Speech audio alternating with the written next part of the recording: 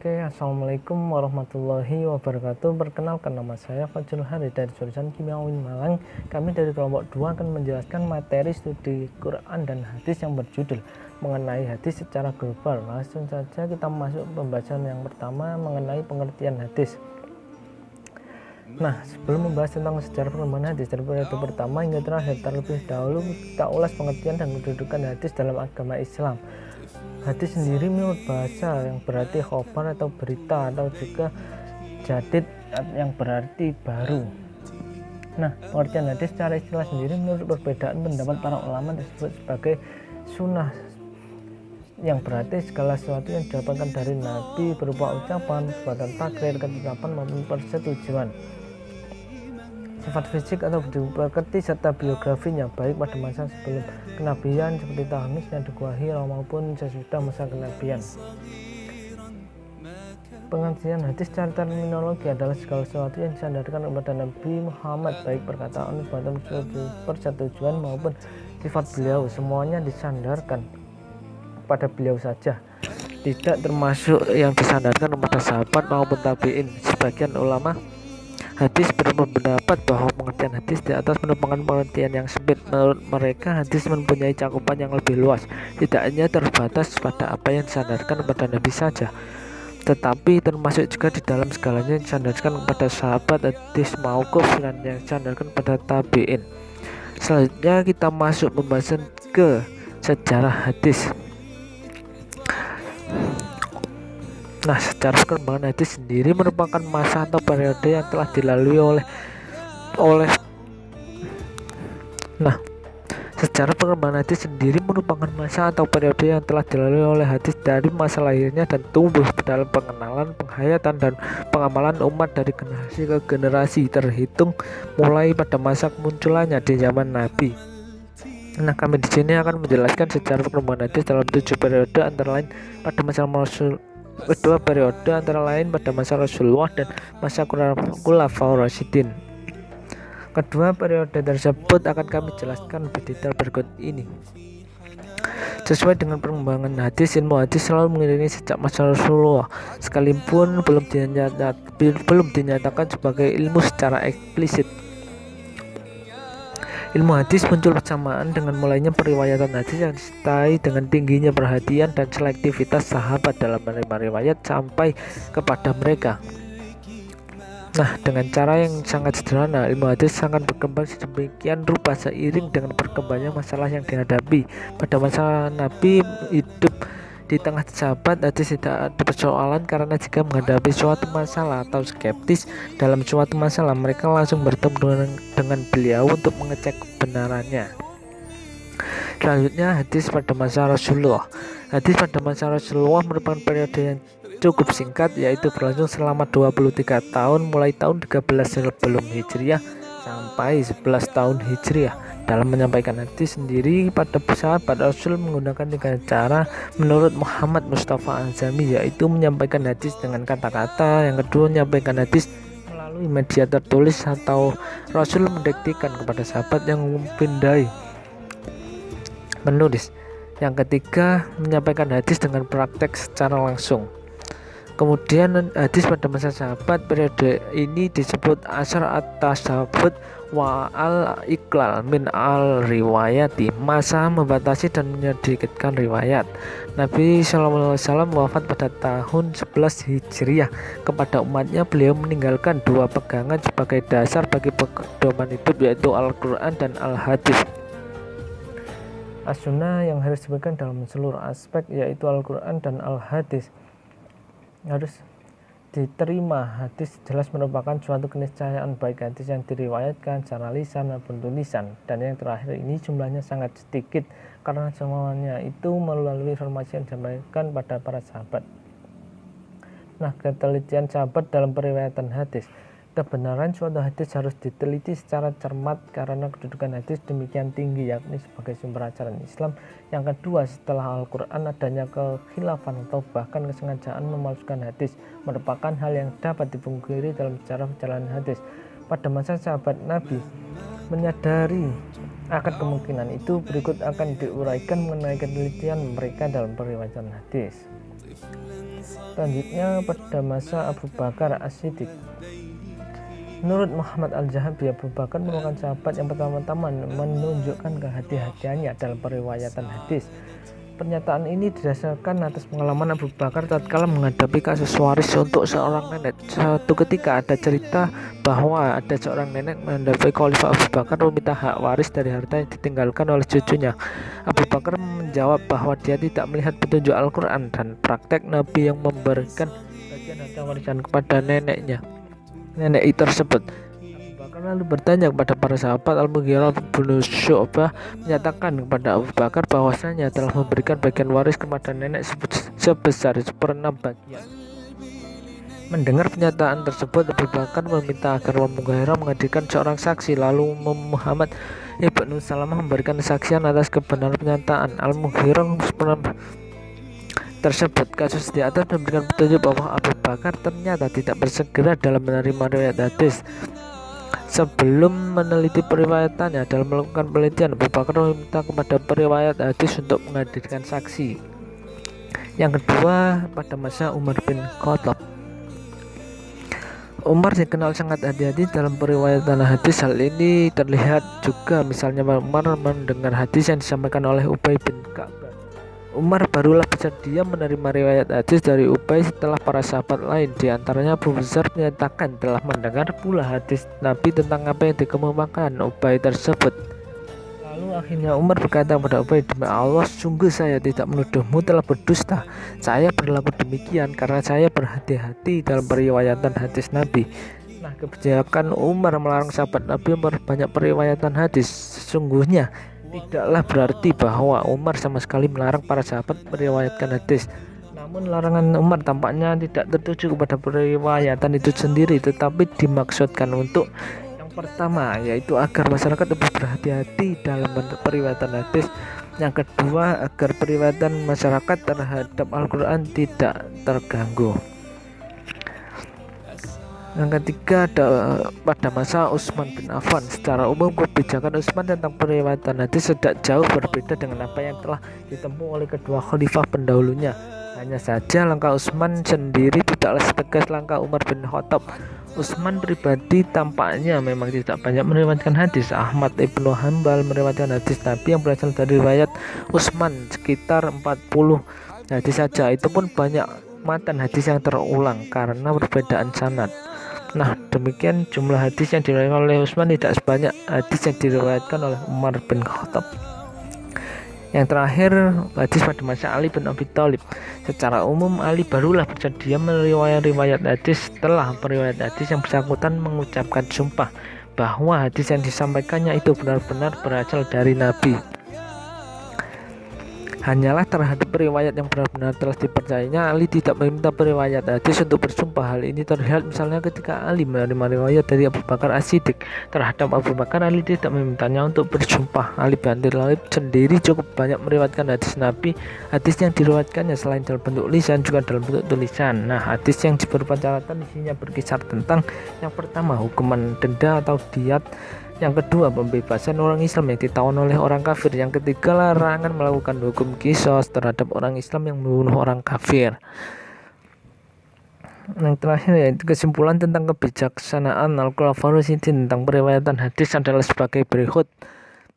Yang pertama, seluruh khalifah sependapat tentang pentingnya sikap hati-hati dalam periwayatan hadis. Yang kedua, larangan memperbanyak periwayatan hadis, terutama yang ditekankan oleh Khalifah Umar bin Khattab. Tujuan pokoknya ialah agar periwayat bersifat selektif dalam meriwayatkan hadis dan agar masyarakat tidak dipalingkan perhatiannya dari Al-Quran. Nah, yang ketiga, penghadiran saksi sendiri bagi periwayat hadis merupakan salah satu cara untuk meneliti riwayat hadis. Periwayat yang dinilai memiliki kredibilitas yang tinggi tidak dibebani kewajiban mengajukan saksi atau sumpah. Yang terakhir, masing-masing khalifah telah meriwayatkan hadis. Riwayat hadis yang disampaikan oleh ketiga khalifah yang pertama seluruhnya dalam bentuk lisan. Hanya Ali yang meriwayatkan hadis secara tulisan di samping secara lisan. Nah, materi selanjutnya akan membahas masalah periwayatan yang akan disampaikan oleh saudari Zoe Firanda Kusuma. Oke, Mungkin seperti itu pemaparan materi dari saya mengenai pengertian hadis dan sejarah perkembangan hadis. Kurang lebihnya mohon maaf. Wassalamualaikum warahmatullahi wabarakatuh.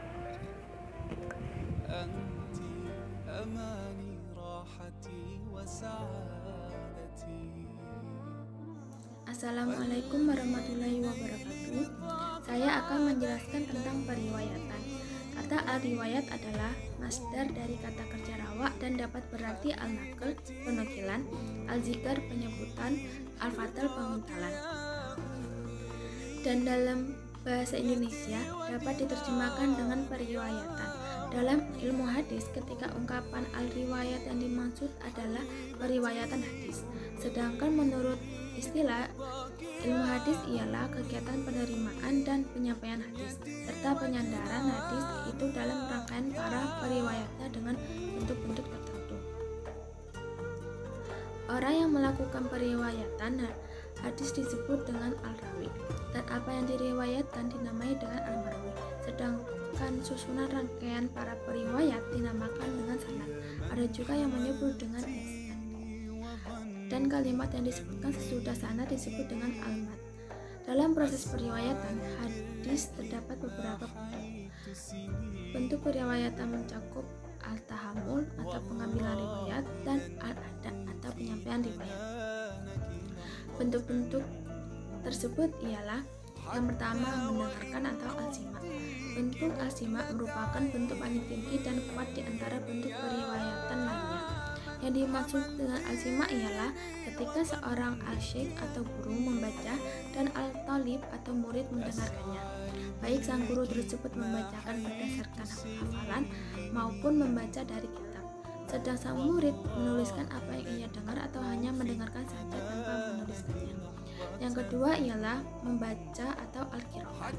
Yang dimaksud dengan membaca di sini ialah kegiatan membaca seorang murid di depan gurunya, baik secara hafalan maupun dengan melihat sebuah kitab.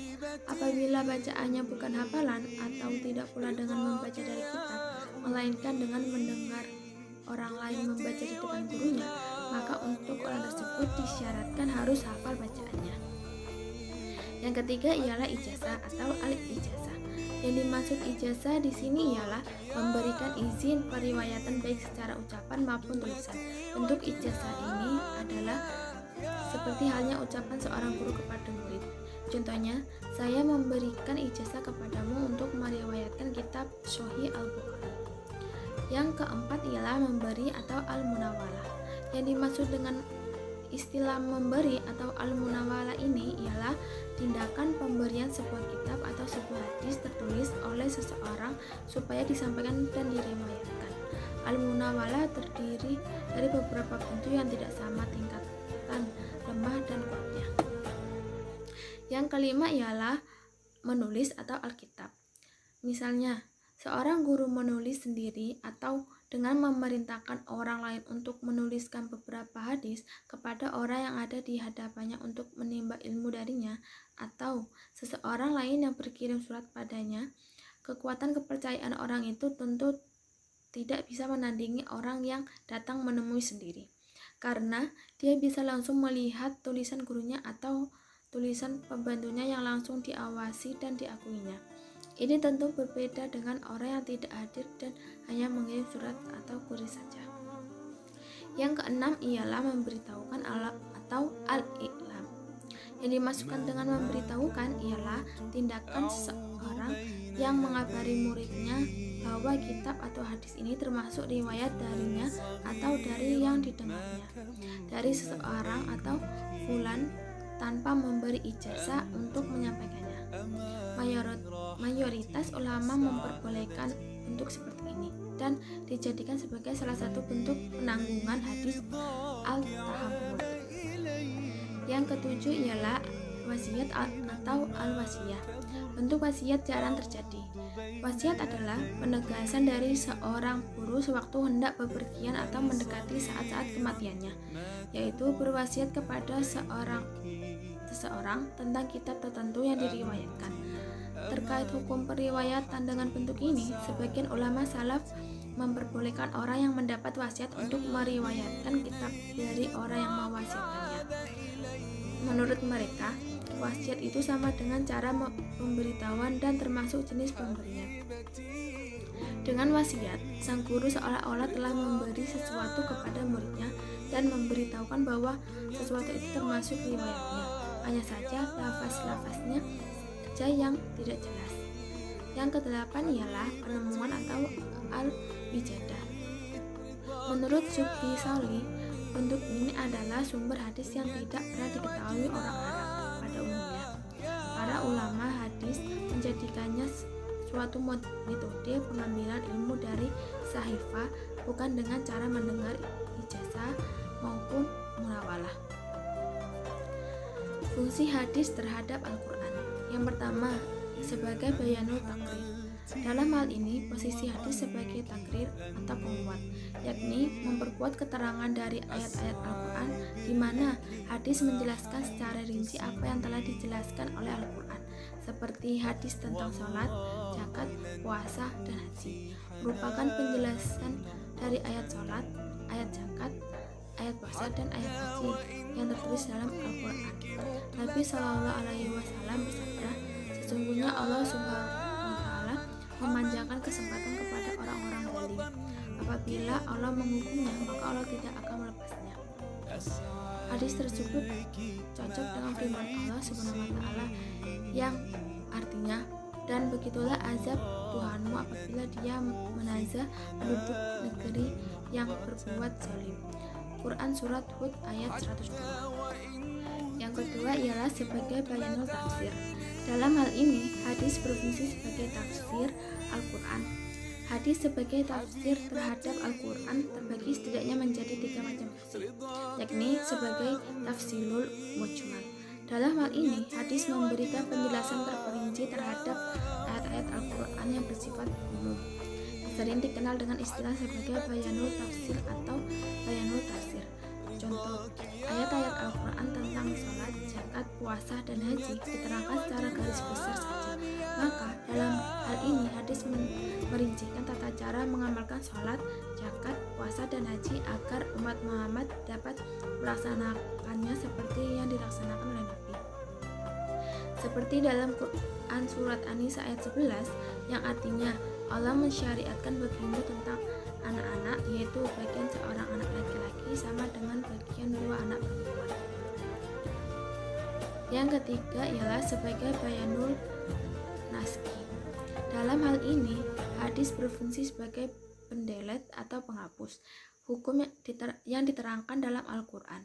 Seperti Quran Surat Al-Baqarah ayat 180 yang artinya, diwajibkan atas kamu apabila seorang di antara kamu kedatangan maut, jika ia meninggalkan harta yang banyak, berwasiat untuk ibu, bapak, dan karib kerabatnya secara makruf, kewajiban atas orang-orang yang bertakwa. Yang keempat ialah sebagai bayanul tasyri. Dalam hal ini, hadis menciptakan hukum syariat yang belum dijelaskan secara rinci dalam Al-Quran. Contoh untuk bagian ini yaitu hadis Rasulullah SAW tentang zakat fitrah, bahwasanya Rasulullah SAW telah mewajibkan zakat fitrah kepada umat Islam pada bulan Ramadan atau Syak, kurma atau gandum untuk setiap orang, baik merdeka atau hamba, lelaki atau perempuan. Dengan demikian, sesuai dengan Al-Quran, firman Allah Subhanahu wa Ta'ala yang artinya, apabila zakat dari sebagian harta mereka, dengan zakat itu kamu membersihkan dan mensucikan mereka. Quran Surat At-Taubah ayat 103.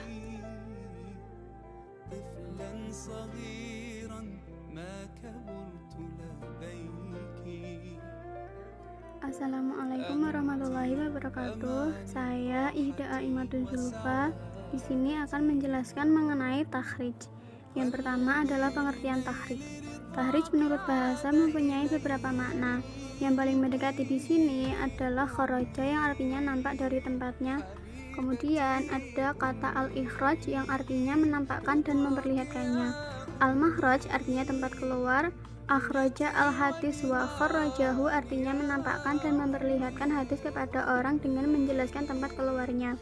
Takhrij secara terminologis menurut Mahmud Al-Tahan dalam Abdul Haris mengartikan bahwa Tahrij berarti menunjukkannya tempat hadis pada sumber-sumbernya yang asli, di mana hadis dikeluarkan dengan rangkaian periwayatannya, kemudian menjelaskan tingkat kualitasnya jika diperlukan. Selanjutnya, sejarah tahrij hadis. Para sejarawan Islam secara berjamaah menyepakati bahwa usaha pelestarian dan pengembangan hadis terbagi dalam dua periode besar, yaitu periode mutaqaddimin dan periode mutaakhirin.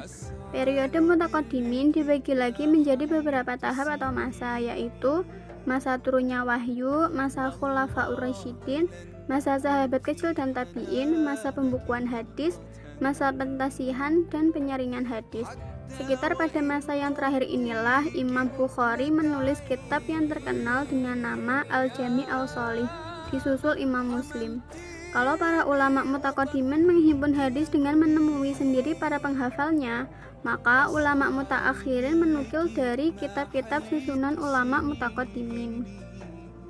Ulama yang pertama kali melakukan tahrij menurut Mahmud At-Tahan ialah Al-Khatib Al-Baghdadi, kemudian dibukukan juga oleh Muhammad bin Musa Al-Hazimi dengan karyanya Tahrij Ahadits Al-Muhadzab. Ia mentahrij kitab fikih Syafi'iyah karya Abu Ishaq Asy-Syirazi. Ada juga ulama lainnya seperti Abu Al-Qasim Al-Husaini dan Abu Al-Qasim Al-Mahrawani.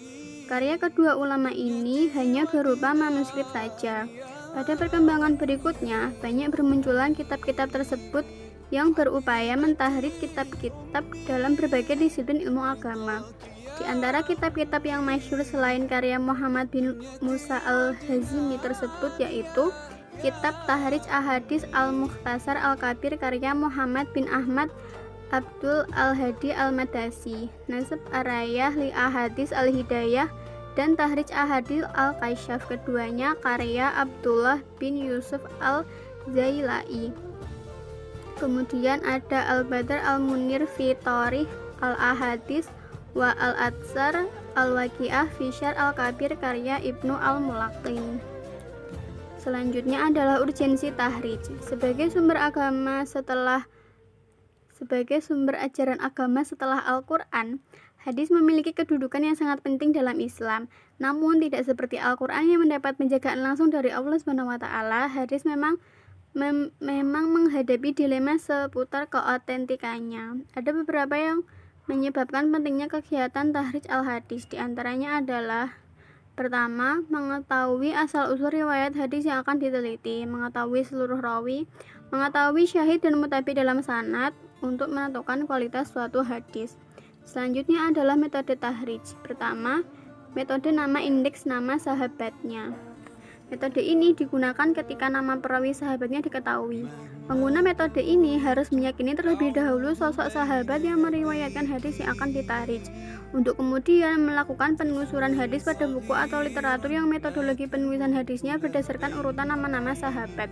Metode ini berlaku pada kitab-kitab musnad, mu'jam, dan atrof. Selanjutnya adalah metode kata pertama dalam matan. Metode ini digunakan ketika mengetahui dengan pasti ungkapan awal dari matan hadis. Setidaknya ada kategori kitab yang dapat menggunakan metode ini. Pertama, kitab-kitab mengumpulkan hadis yang matanya sudah populer di tengah masyarakat. Kitab-kitab tersebut misalnya Al-Durar Al-Muntathirah fi Al-Ahadits Al-Mushtahirah karya Al-Suyuti, Al-Maqasid Al-Hazanah fi Bayan Katsir min Al-Ahadits Al-Mushtahirah ala Al-Alsinah karya Al-Sakhawi, dan Kashf Al-Khafa wal Muzil Al-Ilbas amma Ishtahar min Al-Ahadits ala Al-Sinah Al-Nas karya Al-Ajluni. Kedua, kitab-kitab yang disusun berdasarkan abjad huruf pertama matanya, misalnya Al-Jami' Al-Shaghir min Hadits Al-Bashir Al-Nadir karya Al-Suyuti. Ketiga, kitab Miftah dan Fihris, atau kitab yang disusun berdasarkan indeks matan hadis, seperti Miftah Al-Sahihain karya Muhammad Al-Syarif bin Mustafa Al-Taqwati, dan Miftah Al-Tartib li Ahadits Thoriq Al-Kitab karya Ahmad bin Muhammad Al-Ghimari. Selanjutnya adalah metode indeks kata. Metode ini digunakan dengan cara mencari kata-kata yang menjadi kata kunci dalam indeks hadis. Yang dimaksud kata kunci adalah kata yang terdapat dalam matan hadis yang tidak banyak digunakan dalam ungkapan sehari-hari. Metode ini menggunakan al-mu'jam al-mufahras li alfaz al-hadis yang disusun oleh sebuah tim yang beranggotakan pakar orientalis. Salah satu tim penyusunnya bernama A.J. Weinzig, seorang guru besar bahasa Arab di Universitas Leiden. Al-Mu'jam al-Mufarras memuat indeks kata yang terdapat dalam 9 sumber koleksi hadis, yaitu Al-Kutub Al-Sittah, Muwatta, Musnad Ahmad, dan Musnad Al-Darimi. Selanjutnya adalah metode tematis hadis. Metode ini digunakan oleh orang yang memiliki cita rasa ilmiah yang memungkinkannya menentukan tema hadis bagi hadis yang sedang dikaji. Sebagaimana kita ketahui, hadis memiliki kandungan berupa akidah, akhlak, prediksi masa depan yang berdasarkan wahyu, kisah masa lampau, norma dan peranata sosial, hukum, dan lain sebagainya. Seseorang yang sering membaca dan memiliki wawasan luas dalam hadis dan ilmu-ilmu keislaman akan dapat menentukan tema sebuah hadis untuk kemudian dia melakukan penelusuran dalam kitab atau literatur yang diduga memuat hadis itu beserta sanadnya. Selanjutnya adalah metode penelusuran berdasarkan kondisi matan atau sanad. Beberapa kitab atau literatur mengoleksi hadis yang memiliki kekhasan tersendiri. Kekhasan itu bisa ada dalam sanad maupun matan hadis. Jika hadis yang dikaji memiliki ciri dan tanda kepalsuan, maka kita dapat melakukan penelusuran dalam kitab yang khusus mengumpulkan hadis palsu.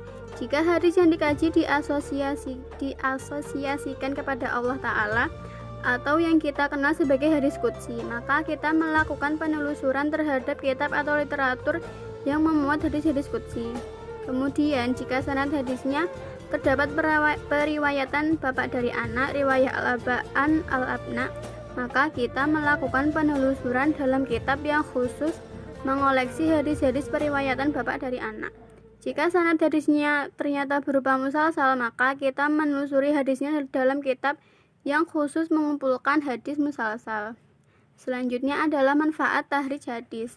Berikut ini adalah beberapa manfaat yang dapat diperoleh lewat tahrij hadis. Yang pertama, diketahui letak hadis yang dikaji pada sumber-sumber primer. Diketahui apakah asosiasi ungkapan atau perbuatan yang dinyatakan sebagai sebuah hadis itu benar-benar merupakan sebuah hadis atau bukan. Diketahui kualitas hadis. Dengan membandingkan riwayat-riwayat yang ada, akan diketahui arti kata yang asing atau gharibah. Kondisi yang melatar belakangi disabdakannya hadis. Kondisi para perawi hadis, adanya kemungkinan hadis itu direvisi atau merevisi hadis lain. Mendapatkan informasi tambahan seputar tempat dan waktu terjadinya hadis.